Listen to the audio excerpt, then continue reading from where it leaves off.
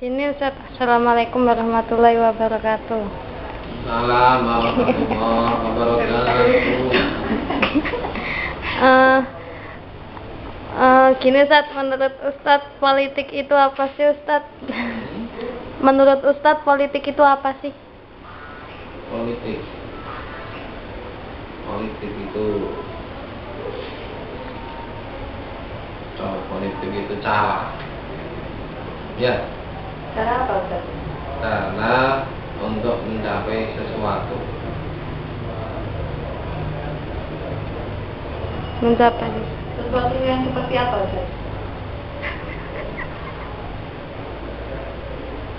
Ya, cara untuk mencapai sesuatu. Sesuatu yang bagaimana? Kalau dan untuk mencapai sesuatu itu tentunya tidak bisa sendiri, harus bekerja sama. Dalam bekerja sama itu berarti ada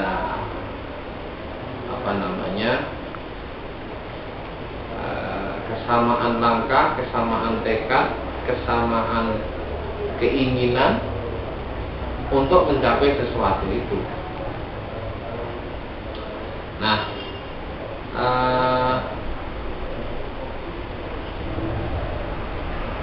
politik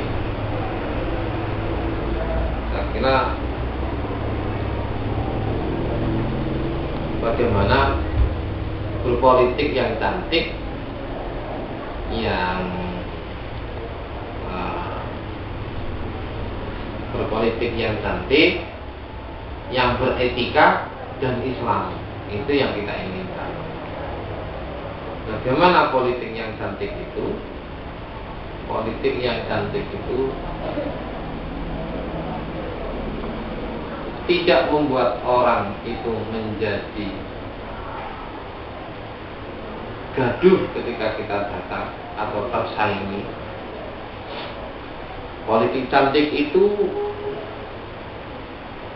politik yang kita gunakan itu tidak menimbulkan pertentangan dan permusuhan. Itu politik cantik. Politik yang beretika itu politik yang tidak bertentangan dengan aturan-aturan main.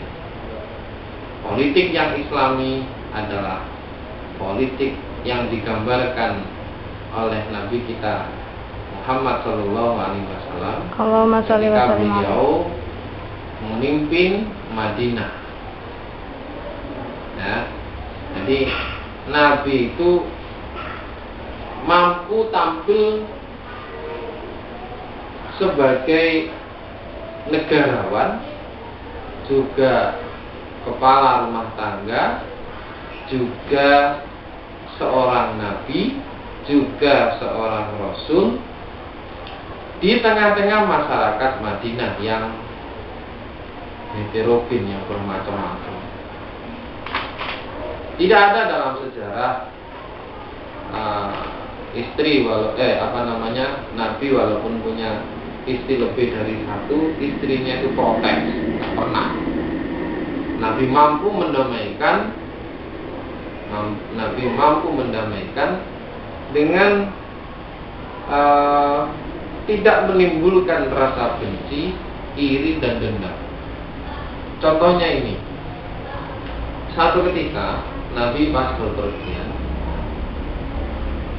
putrinya Siti Fatimah itu pakai bahasa bercanda ya, tapi Siti Fatimah menanggapi serius.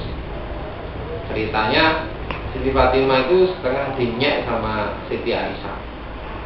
Fatimah bagaimanapun di antara istri-istri Rasulullah itu tidak semulia saya. Karena apa? Saya ini satu-satunya istri Rasulullah yang dinikahi Rasulullah dalam keadaan masih perawan. Semuanya kan janda-janda. Siti Fatimah yang apa? Nangis. Ya karena Siti Khadijah ibunya ini kan dinikah Rasulullah dalam kondisi janda, ya kan. Nah, termasuk ibu kamu Siti Fatimah. Makanya di antara istri Rasulullah itu yang paling mulia saya derajatnya daripada istri yang lain, maksudnya ibunya seperti contoh. Siti Fatimah nangis seharian itu, ya, nangis seharian itu. Kemudian sore gitu Nabi rawuh mendapati putri tercintanya Fatimah ini nangis. Kamu kenapa? Iya Romo, saya habis dinyek ya sama Ibu Aisyah. Nggak lama kok dinyek? Iya, katanya Romo, nggak ada istri Rasulullah yang semulia saya, katanya Aisyah, karena Ibu Aisyah. Oh gitu aja kok bingung, kalau besok gitu aja kok repot gitu ya. Apa jawab Rasulullah? Bilang kepada Ibunda Aisyah, betul memang di antara istri-istriku Fatimah yang saya nikahi dalam keadaan perawan itu cuma Siti Aisyah. Tapi bilang sama Aisyah, ya, walaupun dia dalam kondisi perawan, tapi suaminya dalam kondisi duda. Nah, dalam kondisi tua dan duda lagi. Nah, itu cara implisit kan ya. Rasulullah itu memberikan solusi, memberikan memberikan hiburan tanpa menimbulkan konflik dan dendam berkepanjangan. Nah ini contoh kecil saja. Tuh, itulah. Kalau menurut Ustadz, kalau di kayak di Jazirah Arab sana kan model politiknya kan seperti apa yang sudah diajarkan oleh Rasulullah menurut Islam gitu, Ustadz. Tapi negara kita kan negara yang demokrasi gitu, Ustadz. Terus gimana Ustadz cara negara kita itu bisa menjalankan politik yang baik, yang cantik, yang etis dan yang Islam gitu, Ustaz. Tapi juga memikirkan nasib-nasib rakyat yang nggak beragama Islam juga, Ustaz. Nah ini pentingnya bahwa generasi Islam masa datang itu harus betul-betul memahami makna dari toleransi, tasamu sampai kepada pluralisme, tidak hanya dalam paham tataran teori, tapi juga praktek nyatanya. Jadi orang harus paham, generasi Islam ke depan itu harus paham makna toleransi dan tasamu. Semua yang dikerjakan dalam konteks toleransi sah-sah saja, dalam artian tidak dalam masalah akidah. Pluralisme itu paham yang menyadari, memahami bahwa di luar kita itu banyak sekali perbedaan antara suku, agama, ras, dan adat, ya kan? Di Surabaya tahun 2000 itu ada penelitian. Di antara kenapa angka perceraian itu tinggi, kemudian dicari penyebabnya. Apa penyebab perceraian itu tinggi?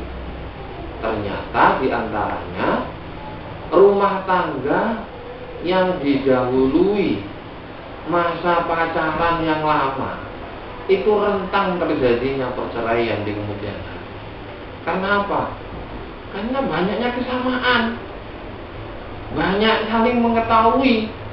Jadi apalagi pada masa sekarang ini kan seperti itu ya, akan sampai si lelakinya itu buktikan kalau kamu itu mencintai saya, lalu akhirnya nun sewu diserahkan itu badannya itu. Jadi pacaran macam apa seperti itu. Nah, jadi ternyata ini yang membuat tinggi angka perceraian ketika itu adalah terjadinya banyak kesamaan. Sehingga apa? Bosan.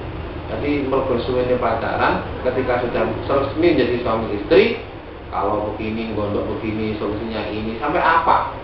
Nah sampai Indonesia apa yang dipakai besok, baju luarnya sampai dalamnya itu tahu jadwalnya. Nah, itu sampai seperti itu. Karena banyaknya kesamaan yang dia dapat, sehingga apa? Ketika rumah tangga tinggal bosannya. Tapi Kenapa rumah tangga yang awet-awet itu? Apa salah satu faktornya? Ya yang tidak didahului pacaran. Ya, tentunya Pak Soleh termasuk di antaranya. Saya tidak didahului pacaran. Iya, dapat diiyakan, seminggu setelahnya saya lamar. Kata iya, saya teruskan. Kata enggak, saya cari lagi. Gentleman saya. Mati satu tumbuh 1000. Jadi itu intinya, bahwa kita harus memahami bukan hanya pada tataran pemahaman, tapi juga paham dalam tataran maksud dan amaliyahnya. Konsep daripada tasamuh, toleransi, sampai kepada pluralisme. Tapi sekarang itu kan politik di Indonesia tuh kebanyakan udah kotor gitu Ustadz ya. Lah untuk kita-kita ini yang masih sekolah itu, menurut Ustadz harusnya tuh gimana sih Ustadz biar bisa membersihkan politik itu lagi, tapi tuh juga nggak menghilangkan kesan-kesan yang udah dibentuk sama pendahulu-pendahulu kita gitu Ustadz. Ya, jadi politik Islami lah gitu. Jadi prinsipnya adalah yang ori yang paling dicari, ya kan? Yang ori yang paling dicari. HP itu kalau sudah hilang cash yang aslinya gawane. Itu kalau cash yang imitasi ya paling saulan raulan, setelah itu tidak dapat dipakai, ya kan? Artinya begini, memang dalam jalannya menjalankan politik yang betul-betul beretika, cantik dan Islami itu sangat berat, tapi itu harus dipertahankan. Harus dipertahankan. Ada dokter spesialis ketika Pak di Surabaya itu, ya, itu mau mulai buka jam 5, tapi antri itu mulai jam 12. Mulai jam 12 sudah antri. Mulai jam 12 itu sudah antri. Sehingga solusinya apa? Sudah tak naikkan aja harga pasien itu dinaikkan 2 kali lipat bahkan. Apa yang terjadi? Bukan malah tambah sedikit pasiennya, tambah banyak. Karena yang betul-betul pakar dan memegang nilai-nilai prinsip kebenaran dalam menunjukkan keprofesionalannya itu, orang lebih banyak yang dicari yang seperti itu. Makanya yang ori yang lebih dicari. Makanya jangan kemudian kena poyoan, kena candaan temen, soal biarkan saja, ya, biarkan saja.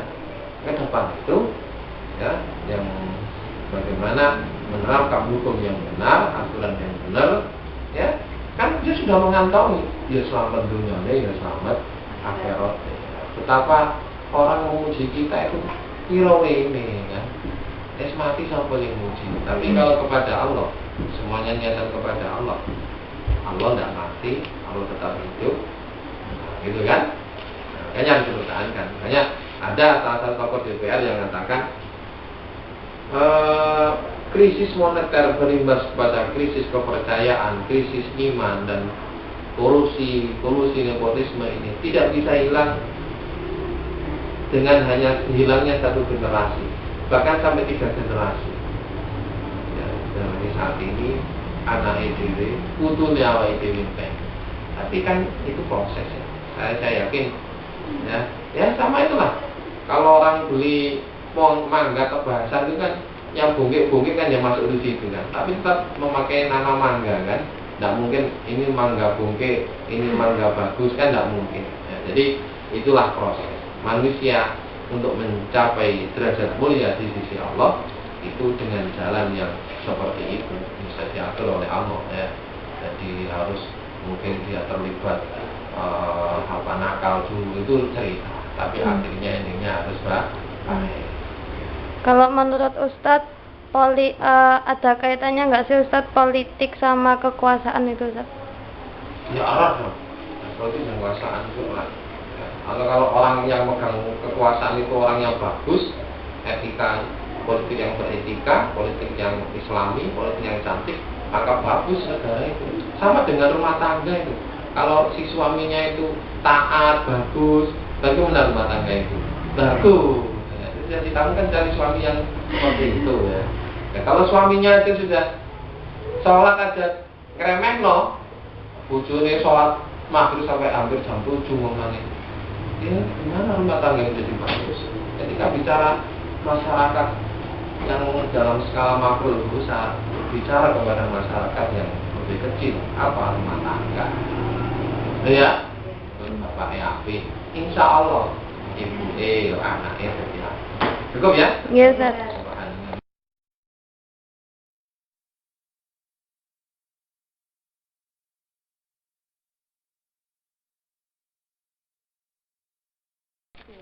Ini, Pak. Menurut Ibu, politik itu apa sih, Bu? Politik. Kalau setahu saya, politik itu ya cara untuk mendapatkan politik loh ya. Nah, oleh politik uang berarti pakai uang untuk memperoleh sesuatu. Politik apalagi ya? Misalnya politik pemerintahan ya suatu cara untuk memperoleh sesuatu yang dilakukan dalam sebuah pemerintahan. Misalnya pengen mendapatkan suatu jabatan, kan pakai politik. Nah terkadang politik itu kotor. Kalau caranya itu tidak sesuai dengan aturan yang berlaku atau melanggar peraturan. Tapi kalau dilakukan dengan baik, maka politik itu bisa dilaksanakan dengan baik. Artinya berhasil sesuai dengan aturan. Tapi kalau tidak sesuai dengan aturan, kalau menurut saya politik itu berarti sifatnya kotor. Karena apa itu tadi? Nanti hasilnya biasanya tidak sesuai. Misalnya ada seseorang itu pengen memperoleh suatu jabatan yang penting. Dia menggunakan politik untuk memperoleh sesuatu yang dia inginkan, tapi dengan cara yang tidak sesuai dengan undang-undang. Pada akhirnya nanti kalau ketahuan dari KPK atau apa kan akan diubah juga. Dia masuk penjara. Karena caranya dari awal sudah bagus. Tapi kalau misalnya cara yang dilakukan dari awal sudah bagus, insya Allah nanti hasilnya juga bagus. Itu Pak. Lalu kalau menurut Ibu, gimana sih politik di Indonesia ini, Bu? Menurut pendapat Ibu? Kalau politik di Indonesia, kalau menurut saya masih belum bisa berjalan dengan baik. Artinya begini, karena tadi saya bilang bahwa politik itu adalah suatu cara untuk memperoleh sesuatu. Biasanya orang-orang yang melakukan kegiatan politik itu memberikan tawaran yang baik di awal. Terus kemudian setelah berhasil ditinggalkan. Jadi kayak apa ya? Kayak burung merpati, ketika ada sesuatu yang bagus ya dia datang berbondong-bondong, tapi kemudian setelah habis gagal.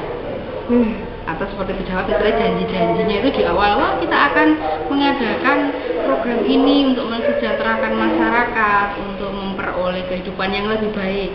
Tapi ketika sudah jadi nggak ada, artinya lupa, masa ya, yang mana gitu kan, akhirnya seperti itu. Itu yang terjadi di Indonesia menurut saya. Tapi tidak semua orang. Ada yang memang menggunakan politik itu sebagai alat untuk berupaya untuk menjadikan lebih baik kondisi Indonesia. Cuma hanya beberapa saja. Nah, biasanya itu tuh latah. Jadi kalau ada orang mencalonkan kayak sekarang kan artis-artis kan pengen masuk semua, padahal mereka tidak paham di situ. Akhirnya apa yang terjadi?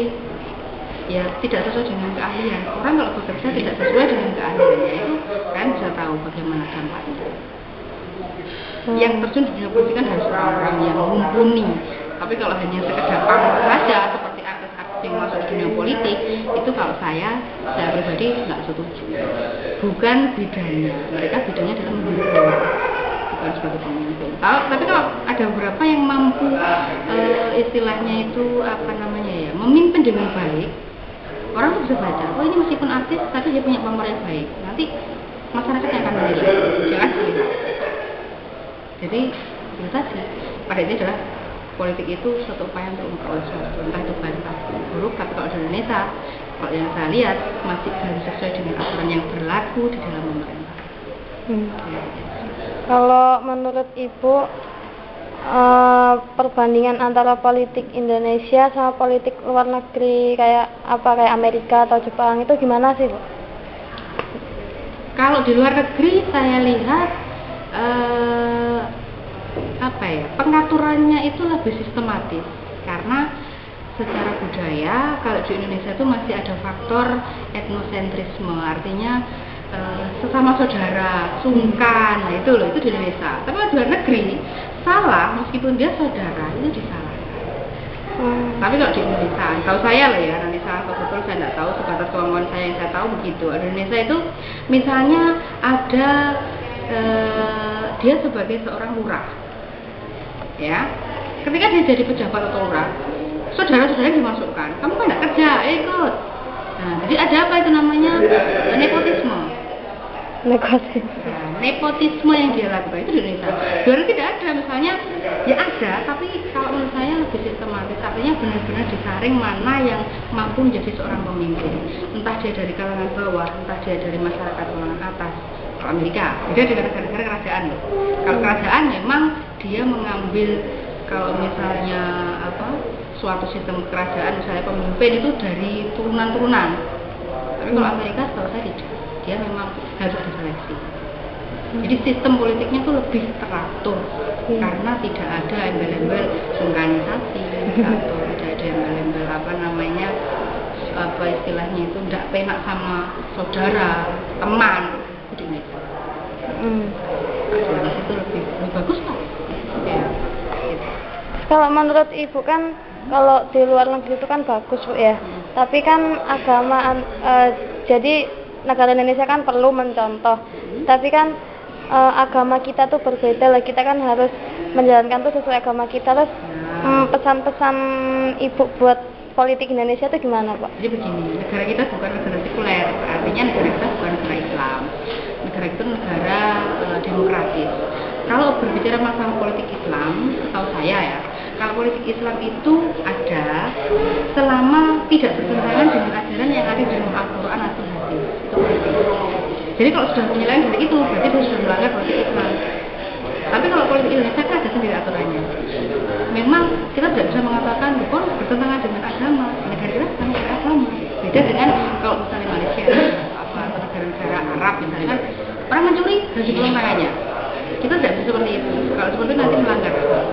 Nah, saran saya untuk negara Indonesia, lakukanlah sistem politik itu sesuai dengan aturan yang ada di Undang-Undang Dasar.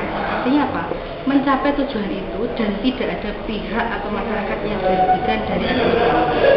Jadi semua itu bisa merasa nyaman, meskipun bentuk politik itu seperti apapun. Artinya untuk masyarakat Indonesia itu tidak menimbulkan kerugian, tidak menimbulkan masalah.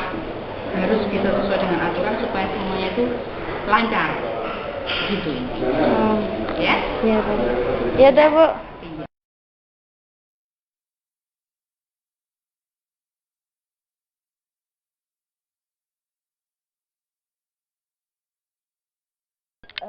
Ustaz, sebelumnya kami mau bicara Ustaz tentang politik. Apa pendapat Ustaz tentang politik? Ya, tentang politik saya tidak punya pendapat saya, karena politik itu kan ya ilmu. Tapi kalau ditanya tentang apa sih sebenarnya yang dimaksud politik, nah itu saya punya banyak jawaban. Politik itu adalah ilmu ya yang berbicara atau membahas tentang kekuasaan. Itu politik.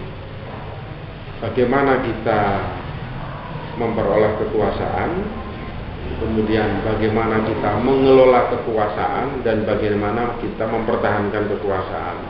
Itu politiknya. Maka politik dalam konteks seperti ini itu sangat relevan sekali dengan orang atau siapapun juga yang ingin duduk atau meraih kekuasaan politik.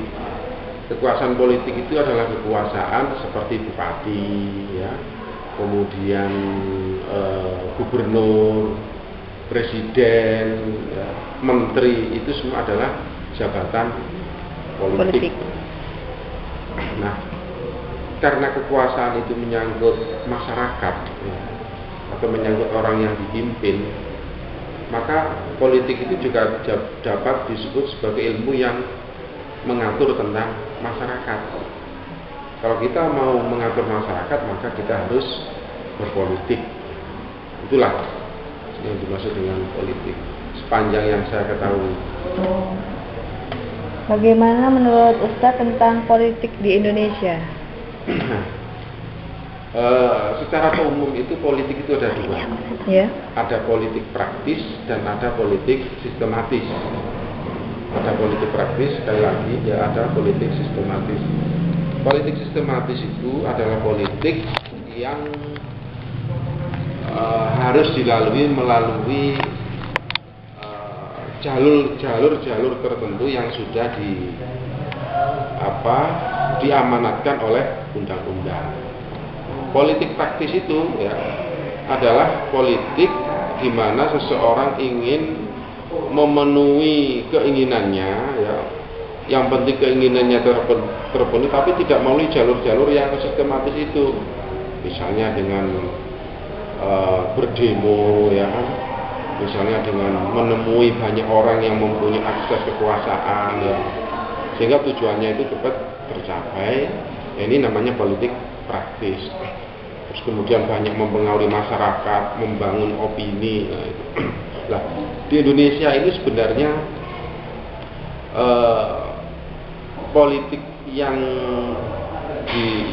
sekarang banyak dijalankan oleh para politisi itu kan juga berangkat dari akar budaya bangsa. Budaya politik yang dianut di Indonesia itu seperti apa? Yaitu politik yang lahir dan dipraktekkan oleh banyak masyarakat. Kalau kita ngomong kekuasaan ya, maka kekuasaan ini di Indonesia ini kan sekarang jabatan-jabatan tertentu itu kan sudah melalui proses demokrasi ya. Apa itu pemilihan kepala desa, pemilihan bupati, pemilihan gubernur, itu semua kan melalui proses pemilihan langsung. Tetapi karena kita itu masih baru, maka sekalipun prosesnya itu sudah berjalan baik, tapi hasilnya terkadang belum sesuai dengan apa yang kita harapkan. Maklum kita kan masih belajar. Banyak para politisi untuk meraih ambisinya itu memakai cara-cara yang terkadang itu tidak konstitusional ya. Misalnya melakukan politik uang ya. Itu kan juga dalam rangka meraih kekuasaan politik ya. Tapi itu kan tidak baik ya. Jadi politik di Indonesia itu dalam kenyataannya sekarang itu masih belajar. Masih banyak ketidaksempurnaan yang sekarang terdapat di negara kita ini. Banyak para politisi ketika dia sudah mempunyai jabatan melakukan korupsi ya. Orang DPR banyak yang disidik KPK. Para menteri disidik KPK, mantan bupati banyak disidik KPK. Padahal mereka itu orang-orang yang mendapatkan kepercayaan dari rakyat melalui proses pemilihan langsung. Mengapa dia berani melakukan seperti itu? Ya karena dia tidak amanah. Karena dia ketika meraih kekuasaan itu menggunakan politik uang. Nah, di sini masyarakat juga banyak menanam kesalahan. Kenapa masyarakat mau menerima suap seperti itu ya? Maka ya ini kesalahan kolektif, ya, kesalahan pemerintah, ya, kesalahan politisi dan termasuk juga kesalahan rakyat. Tapi tidak apa-apa, karena kita itu masih ibaratnya masih transisi ya. Kita membangun demokrasi yang dalam arti sesungguhnya kan baru mulai tahun 99 kan, baru berapa tahun ya. Amerika itu menjadi negara demokrasi yang banyak dipakai sebagai rujukan oleh negara-negara demokrasi di dunia. Sampai negaranya tertata rapi seperti sekarang itu butuh waktu ratusan tahun. Nah, kita juga berharap suatu saat Indonesia itu budaya politiknya juga sama seperti negara-negara yang sudah lebih dulu berdemokrasi. Saya kira itu. Ini kan Ustadz kan guru IPS ya Ustadz ya. Menurut Ustadz itu politik itu ada sangkut pautnya nggak sih sama ekonomi, sosiologi dan geografi itu Ustadz?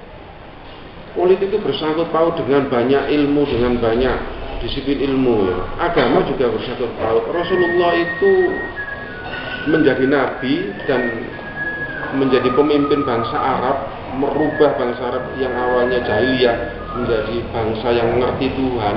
Itu juga tidak bisa tidak lepas dari peran Rasulullah sebagai politisi. Kemampuan Rasulullah dalam menata bangsa Arab ya, itu karena Rasulullah mempunyai kemampuan dalam bidang politik. Bedanya dengan kita atau politis negara-negara lain, Rasulullah itu dalam mempraktekkan politik berlandaskan akhlakul Karimah. Itu dia. Nah, sekarang ilmu-ilmu yang lain banyak. Ekonomi ya sangat berkaitan dengan politik ya. Bahkan ekonomi itu sekarang menjadi setiap sengketa, setiap konflik ya antar politisi, ya, antar lembaga negara itu rata-rata bersangkut paut dengan ekonomi.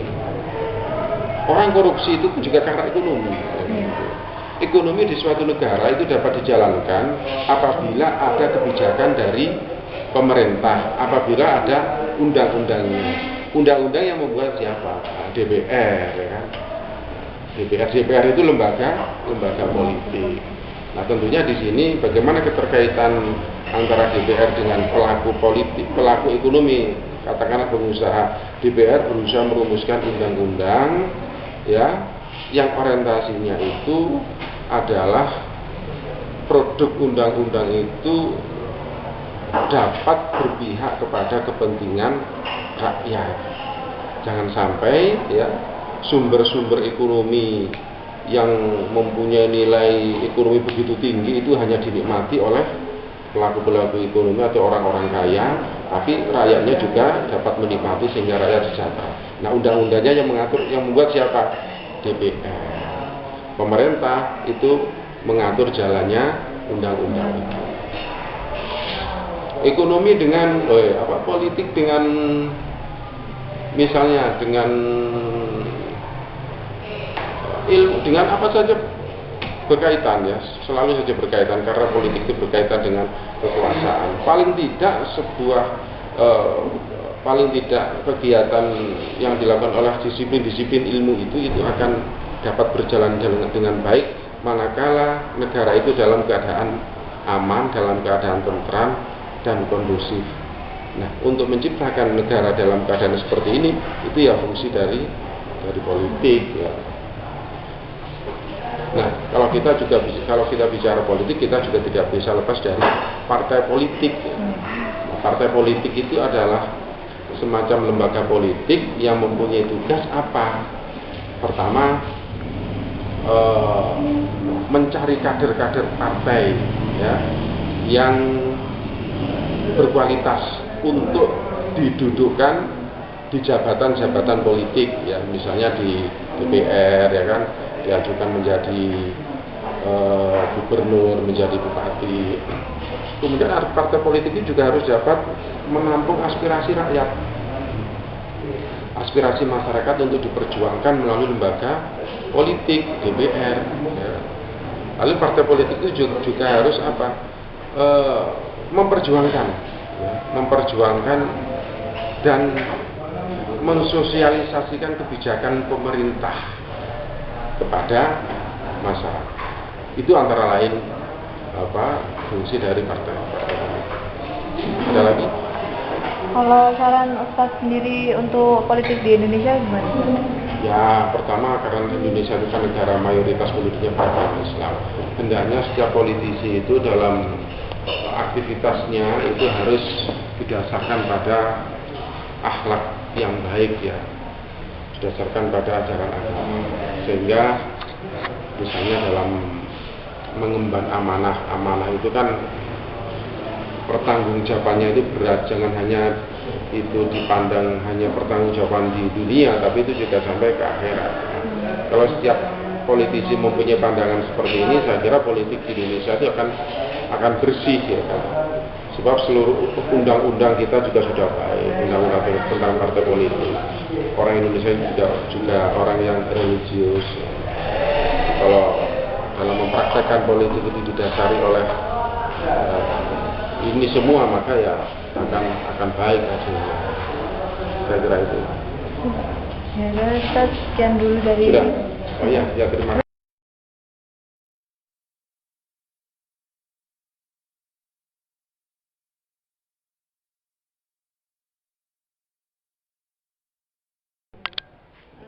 Tin aku lo enggak Tin.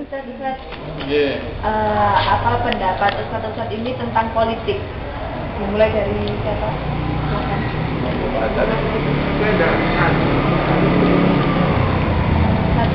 Apa? Saya ngomong. Iya, Pendapat tentang politik. Saya tahu saya apa politik itu. Jelaskan dulu ke saya, baru saya komentari. Politik itu kan gini maksudnya. Bahasa Arab awal juga. Ujung-ujungnya saya akan menguasai kamu, saya akan belajar itu.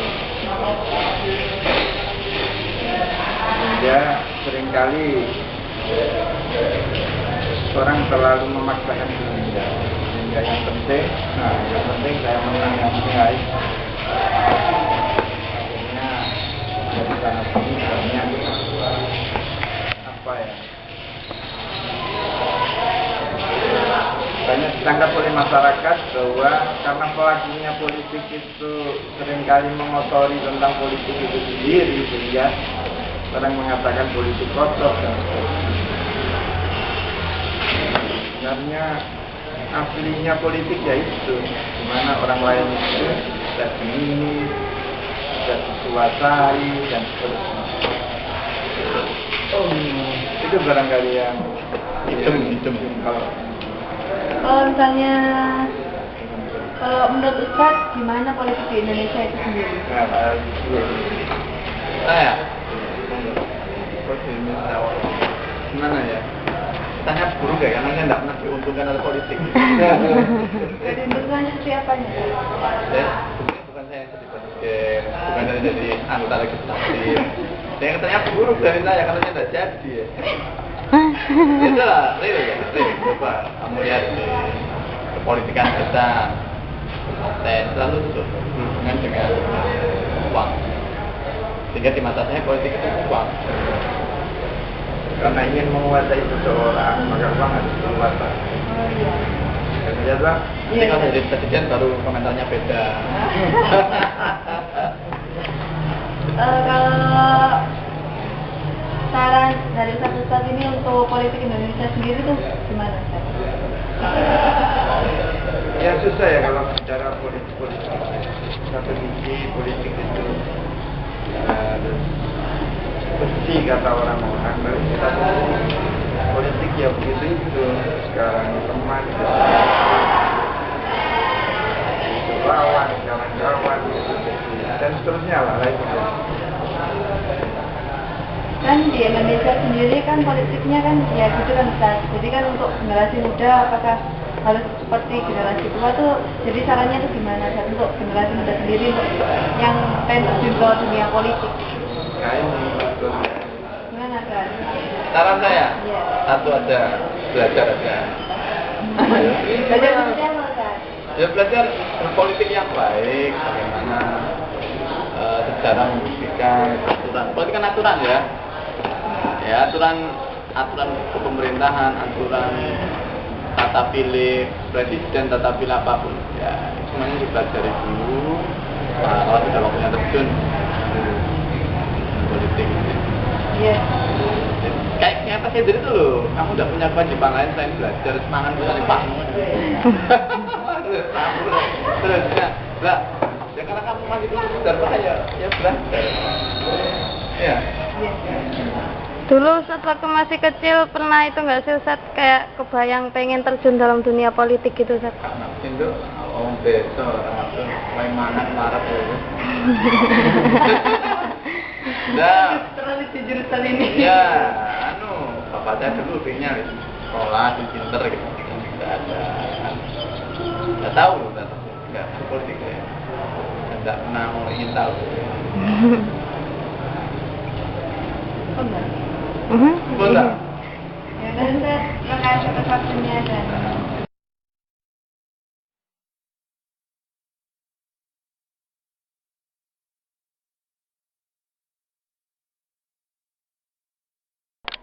Oke. Ustadz, Ya. menurut Ustadz politik itu apa Ustadz? Politik adalah sebuah wadah untuk diperjuangkan seseorang dalam konteks meraih tujuan tertentu sebagai jembatan suksesi seseorang dan kelompok atau organisasi. Contoh, politik itu adalah sebagai mediator atau gerbong seseorang. Dalam politik, orang mesti punya tujuan dan maksud. Di antaranya, orang menaiki politik di partai politik. Contoh aja di partai PKB, partai Hanura, ya. Orang mesti adalah ujung-ujungnya kepengen jadi anggota DPRD, anggota DPR wilayah, anggota DPR RI. Semua itu adalah dari unsur politik.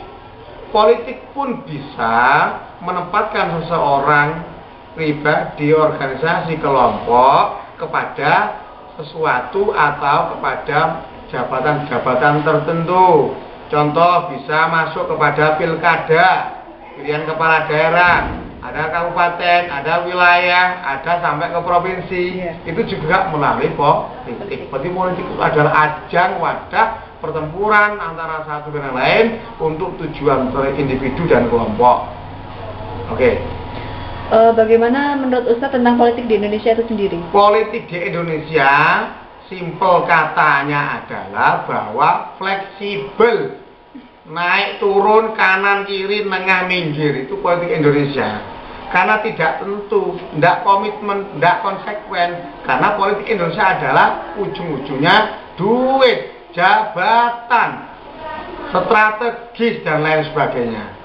Ketika orang sudah mendapat amanah tugas, ya toh, mestinya dia harus mengemban dan merealisasikan tugas dan amanat yang dia emban, yang dia punya, tetapi mereka menyalahgunakan gara-gara uang, gara-gara perempuan, dan lain sebagainya. Nah, kan seperti seperti itu Ustadz ya, di Indonesia itu sendiri. Nah, kan banyak yang generasi muda itu juga ingin terjun ke politik. Ya. Maka dari itu, gimana saran Ustadz sendiri untuk generasi muda berikut? Saya sangat cenderung dan setuju kalau ada generasi muda yang ingin berkecimpung di dalam dunia politik. Yang penting mereka ketika berkecimpung dan berpeluang ada di dalam politik adalah satu konsepnya, satu yang amanah. Hanya itu tok kalau saya. Amanah dari segala bentuk. Contoh, ketika dia diberi jabatan polisi di sebuah partai politik, mau jadi sekretaris, mau jadi anggota, mau jadi ketua, mau jadi bendahara, dan lain sebagainya. Yang amanah. Ya, itu tok harapan saya. Makanya di dalam hadis Nabi apa namanya? Syubbanul yaum rijalul ghad. Ya, pemuda sekarang adalah generasi yang akan datang. Mengacu, menoleh, mengkaca sebuah organisasi berpolitik, kita harus jadi yang amanah. Itu tok saya. Silakan Anda untuk bernostalgia dalam sebuah politik, ya, nggak masalah. Yang penting sampai jadi orang yang amanah. Itu tok. Karena ini adalah amanat semua rakyat umat. Jangan kemudian sudah sampean itu mengendarai politik, jadikan sebagai kendaraan sampean untuk menuju sebuah kesuksesan sampean, ternyata sampean lali, lupa dengan apa yang sampean raih. Dulunya dari mana gitu. Ya, terus siapa yang milih sama kan juga mereka. Jangan hanya sekedar jadikan aja, jangan. Ya, tapi kita harus tahu diri gitu. Mereka butuh kita butuh mereka. Sekarang orang mohon maaf, orang sekarang berbalik fakta. Pada waktu kita ada butuh aja, kita nyambri pada mereka, pada masyarakat, pada rakyat. Ketika kita sudah jadi orang-orang di atas, apa yang mereka berikan kepada mereka? Tidak ada. Kan gitu. Ya. Nah, saya pengen punya generasi muda, terutama sampean-sampean yang masih muda ini, tolong kalau berpolitik yang praktis, tetapi yang amanah. Ya. Jangan kemudian hanya mau kepentingan diri sendiri. Ya, oke. Yang lain. Baik, Ustaz, terima kasih. Oke, ya.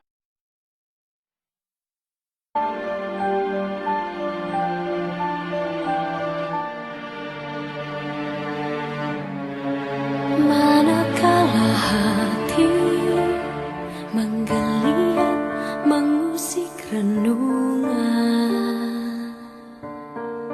mengulang kenangan saat cinta menemui cinta.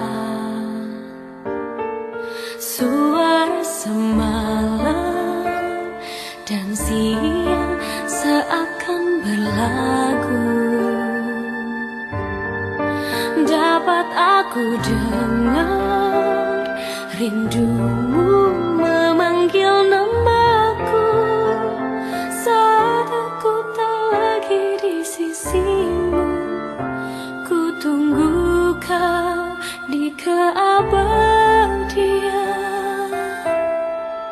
Aku tak pernah pergi, selalu ada di hatimu. Kau tak pernah jauh, selalu ada di dalam hatiku. Sukmaku berteriak, menegaskan ku cinta padamu. Terima kasih pada Maha Cinta menyatukan kita. Saat aku tak lagi di sisimu, ku tunggu kau di keabadian.